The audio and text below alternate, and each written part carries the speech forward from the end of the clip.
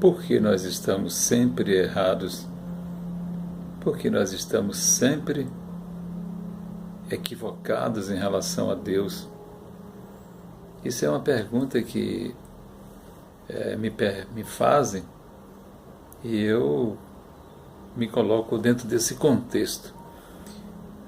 Nós estamos equivocados porque nós muitas vezes queremos ser muito além de que Deus. Nós não aceitamos uma realidade inquestionável e divina, que é a própria divindade. Nós não temos a verdadeira e concreta, muito menos absoluta fé em Deus. Está aí o nosso sofrimento. Às vezes me perguntam, não é? E Deus existe? Eu digo, bom, eu tenho absoluta certeza que sim. Não sei se em função das minhas experiências, das minhas vivências com os espíritos, não sei se em função das minhas grandes vitórias sobre mim mesmo, né? Não sei se em função das minhas grandes histórias sobre minha pequena vida, né? Mas o fato é que eu não abro mão da minha fé inabalável em Deus e na consciência cósmica, porque nós somos um espírito e como espírito nós podemos volitar por todas as experiências possíveis e imagináveis. Nós não somos um corpo, o que nos traz um sofrimento enorme, um sofrimento gigantesco, é imaginar que nós somos um corpo, e que nós somos limitados, que nós somos imperfeitos e que assim devemos permanecer imperfeitos, né? Nós somos imperfeitos, mas queremos a perfeição, porque o próprio Mestre Jesus nos disse, sede perfeitos, né? E é o único caminho que nós temos que trilhar todo santo dia é ser perfeito, é buscar a perfeição. Isso dá um trabalho extraordinário, né? Isso dá um trabalho gigantesco. Mas, se essa é a única alternativa, eu vou me embrenhar por essa mata adentro até sempre. Ou seja, não dá para escapar. Não dá para fugir dessa máxima do Cristo, né? Sede perfeitos, né? Ele está nos convidando para uma empreitada, ele está nos convidando para um reajuste de contas conosco mesmo, com a nossa consciência. E aí nós temos que mergulhar a fundo, né? Não há por que temer. Eu temo quando é um convite para ir numa festa, quando é para um convite para ir numa balada, aí eu temo, mas o convite de Jesus, não há por que temer. Não há por que não confiar. Não há por que ficar hesitando, não é? Então nós precisamos unicamente manter a fé viva, alimentar essa fé através da perseverança, alimentar esta fé através do amor, alimentar esta fé através da contínua e permanente oração. Oração em atitudes, oração em posturas, oração em versos também. Podemos fazer oração, né? Orar, né? Mas o importante são atitudes, são gestos, são posturas, pelo menos eu penso assim.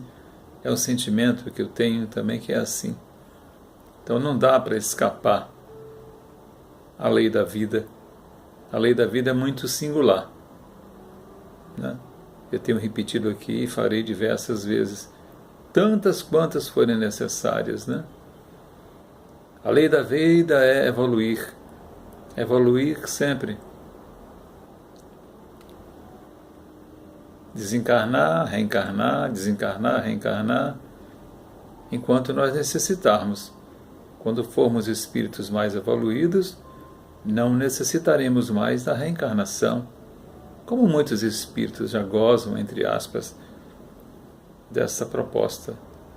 Embora não reencarnar não significa que não continue a evoluir sobre outro paradigma que nós não temos a condição de compreensão ainda. Mas espíritos como Jesus, por exemplo, que todos nós conhecemos historicamente, já estiveram na Terra por mais de uma oportunidade, né? Por mais de uma vez. Em livros que nós estudamos 3 vezes. Então, em missão, mas não por necessidade. Mas a evolução continua. A evolução continua. É que nós vivemos na lama tão grande, nós vivemos feito cobras e lagartos, nos esgueirando pelo lamaçal da terra, né? Nos arrastando, né? E aí nós não temos a devida reflexão do tamanho da nossa condição espiritual que somos, como filhos de Deus. Eu acredito que quando nós tivermos um milésimo, né? Ou um centésimo, para ser melhor, né? Dessa capacidade de percepção, tudo muda. Tudo mudará, enfim, nas nossas benditas vidas, né? Onde todos seremos iguais perante os homens mesmo, né? Onde todos seremos iguais perante os homens. Hoje nós somos todos iguais perante Deus, mas nós precisamos insistir na possibilidade, na necessidade de sermos iguais perante os homens, porque somos todos iguais. O espírito não tem cor, não tem sexo. O espírito, ele é apenas um espírito. Nós precisamos estudar mais para compreender como é que ocorre esse fenômeno de encarnar e desencarnar. Como é que nós vivemos no mundo espiritual. Vejo novamente aquele filme Nosso Lar, que foi campeão aí de bilheterias e mudou a cabeça de muita gente. Adaptação do livro Nosso Lar, escrito por Chico Xavier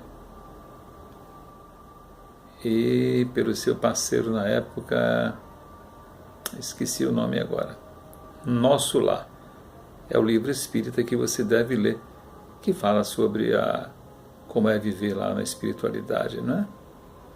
Existe o filme e o livro Nosso Lar. Assistam, vale a pena, é necessário assistir.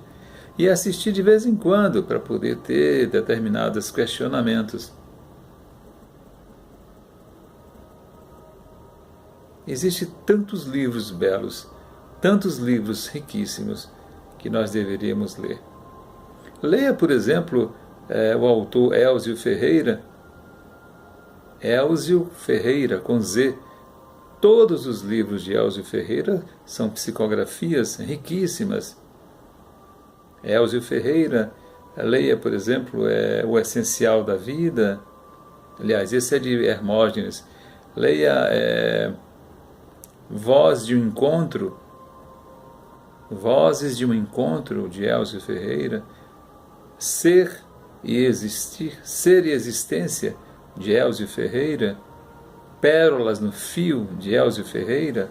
São psicografias riquíssimas que nos dão uma sensação da dimensão da vida, né? E aí a gente vai se sentir mais do que uma lagartixa, mais do que uma cobra. Vamos nos sentir alguma coisa a mais.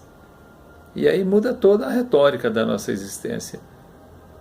Quando nós temos notícias do lado de lá, de maneira pontual, assertiva.